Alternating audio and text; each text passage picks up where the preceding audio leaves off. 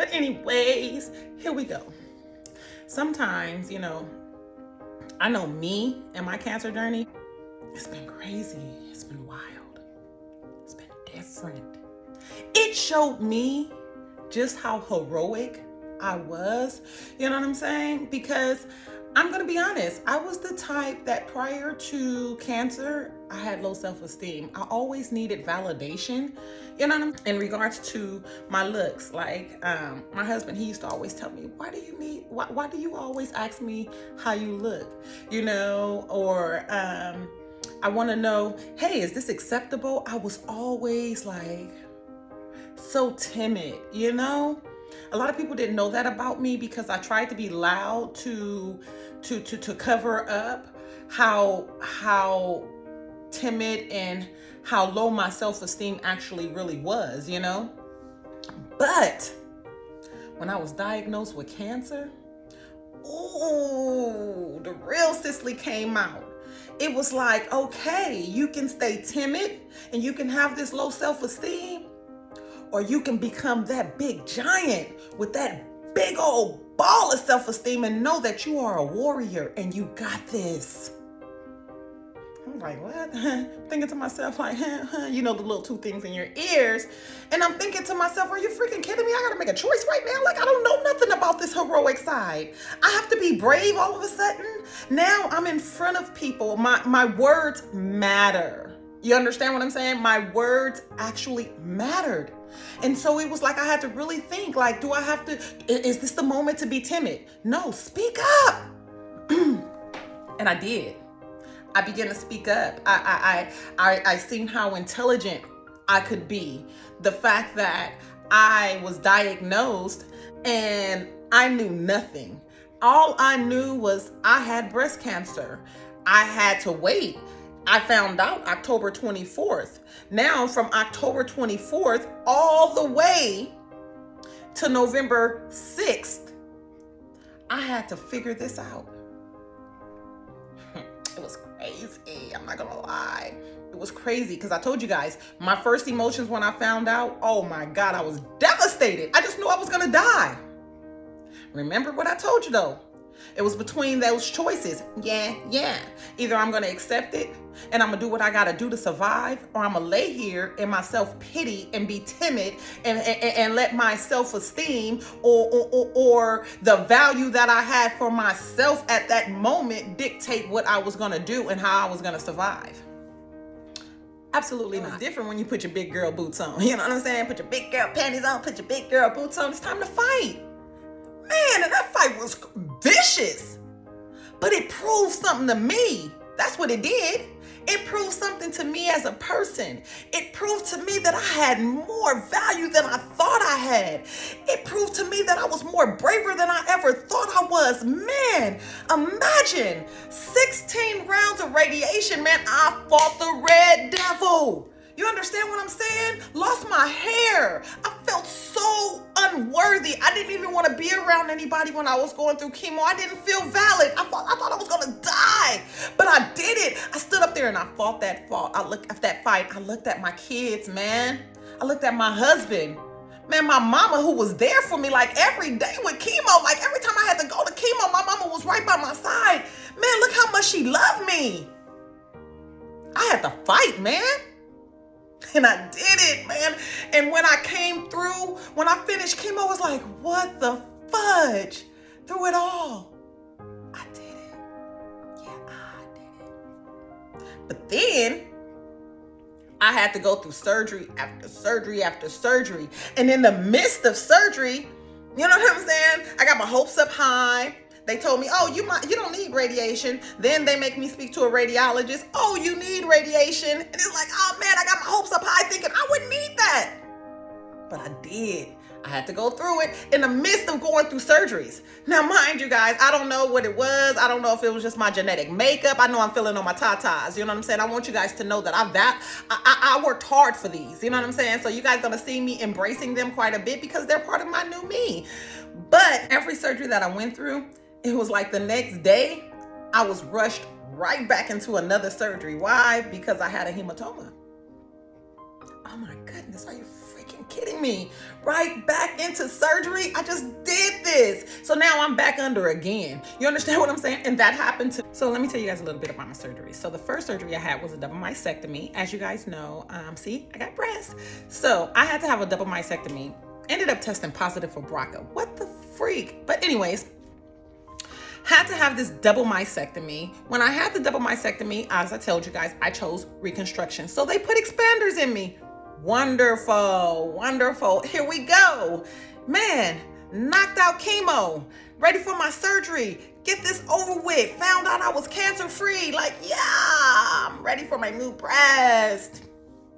No. Guess what happened, you guys? Just guess. Oh no, I got an infection. I ended up being allergic or something with the cadavers, which is the expanders, ended up causing me an infection, had to be removed immediately. So since I chose to I wanted the deep. And so they needed to do something with me because I wasn't quite ready for the deep just yet. I had to go through radiation. They didn't know if I was going to have to go through radiation or not. So I wasn't quite ready. So they told me, okay, well, we're going to put you under and we're going to give you some implants. These implants will work for you until you're finished with everything that you need to do. And then we'll go ahead and do your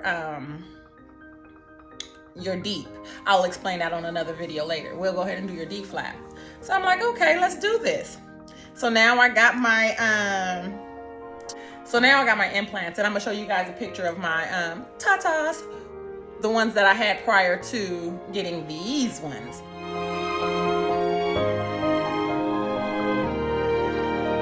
Well, anyways, I got those. I got my implants, and I'm going about my business. And like I said, I got that raunchy ass phone call. You're gonna need radiation. Fuck. All right, but anyways, let's do this.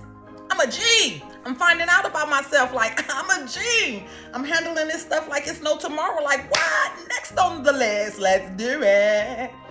But anyways, that's not how it happened. I ended up doing radiation. I did 25 rounds of radiation like a blast. Bam, got burnt, handled the burnt skin and everything. Eventually, I'm gonna show you guys my burnt, because I still have a few darkening areas there. Eventually, I'll show you guys, but got burnt up, everything, skin peeling, falling off in the shower, everything. It was just like exhausting and awful. Feel like, okay, I did it. I did 25 rounds, knocked it out. Woo-wee. Now I can move on with my life. All I gotta do is just heal, put a little Manuka honey on there, heal, be gone about my business. No. 3 days after finishing, I ended up with an infection. I'm up in my house. I'm vomiting like crazy. I'm dehydrated. I'm passing out. All kinds of things. My family had to come and get me. I was up in my bed, passed out. Like my kids were like 11, 7, 11, 6, and like 3. Kids running around, and it's like your mom keep going in and out of consciousness. My 11-year-old, he was like having a freaking fit. Oh my God, what do I do? My mom, it was just like really awful. So my family had to come. They rushed me. They had the ambulance come get me. They rushed me to the hospital. They found out that I had an infection. They gave me all kinds of antibiotics. The antibiotics wasn't working. Actually, the antibiotics ended up making me sicker, but they told me, oh, this is all a process, and they sent me home. I'm home.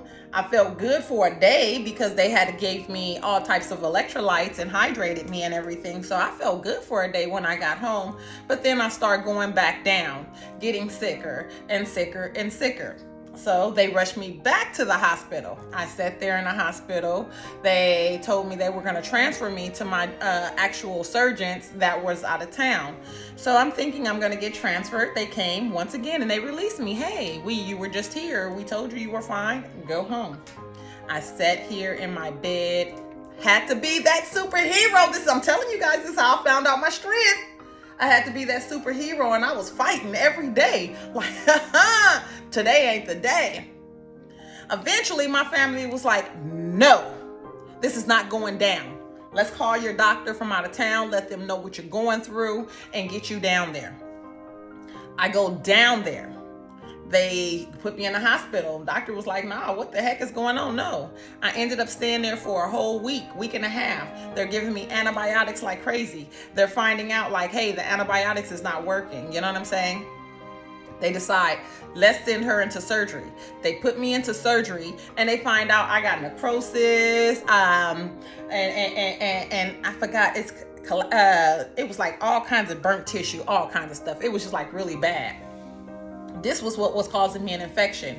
Come to find out, I was allergic to most of the antibiotics that they needed to help cure me. Yeah, you see my superhero story? You see where I'm going with this? Like, you know what I'm saying? So now that they got me in surgery and everything, they go ahead and remove those. They cut up all that dead tissue and everything like that, and then they insert some new implants. They sew me up and everything, and bam, all right, you're gonna be a new person. Hopefully this works. And I'm like, yeah, I got this. This gonna work. I'm finna go home to my kids, because mind you, I'm in a whole nother city away from my kids. Not 20 minutes away from my kids, not an hour away from my kids, but like 4 hours away from my kids. And I'm just like, nah, I gotta get home to my babies. Gotta fight. So now I'm fighting. And they allow me to go home. So I go home and I'm like, yeah, I'm here, babies. What's up? It's time for my checkup. Yeah, it's time for me to get these checkups. So 2 weeks later, I go to get my checkup and they're like, wait a minute, hold up. You should have began healing by now. Something's wrong.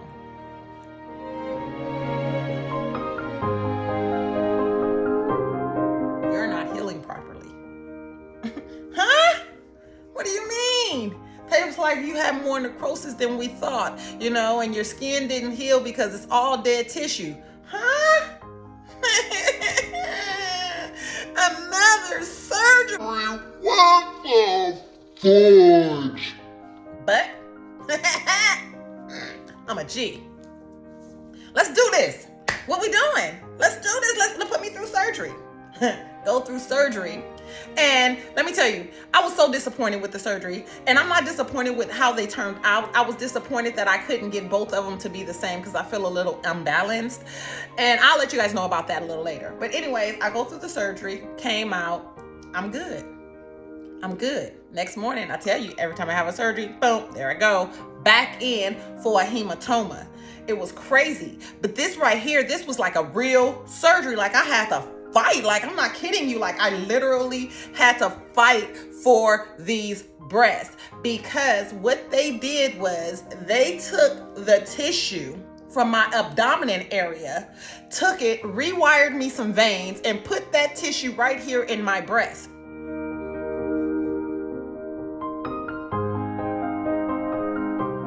Now, mind you, when they rewired my veins and everything like that, they had to put it right here and they had to allow it to live.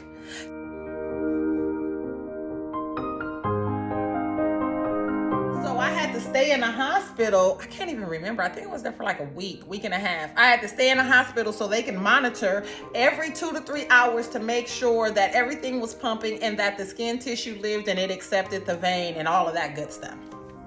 I was on a walker, like literally I was walking on a freaking walker. It was like having to learn how to walk again. It was like freaking nuts.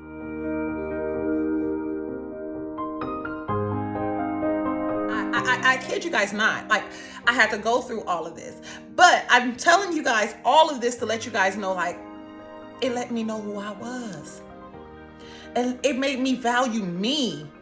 I don't care about validation from anybody. Like, I don't care if you like me. I don't care if you think I look good today. I don't care if you think I'm ugly. I don't care if you think I'm boring. I don't care about nothing. All I care about is me. You understand? Because that's what it's all about. And I know that I'm more valuable than anybody can put on me. My value that I put on myself is higher than any value anybody else can put on me. And that's what I value. Me, my worth, the worth that I put on myself. Like, who you know that can do all of that in a year and a half? From November, you hear me? From November of 2019 all the way to June of 2021, I did all of that. 16 rounds of chemo, 25 rounds of radiation, and 8 surgeries. And here I am, smiling, hoping that I can be the motivation and inspiration for somebody else to let you know it's up to you. Your fight is up to you. Your fight is up to you. It's not up to those doctors. It's not up to your family members. It's not up to the medication. It's up to you. It's your drive. You know what I'm saying? Your willingness to fight. You know what I'm saying? How valuable are you? What place on this earth are you trying to take? You understand? And are you willing to give it up right now? These things right here is going to keep you strong. They're going to keep you strong, man. Freak chemo, man. Freak radiation, man.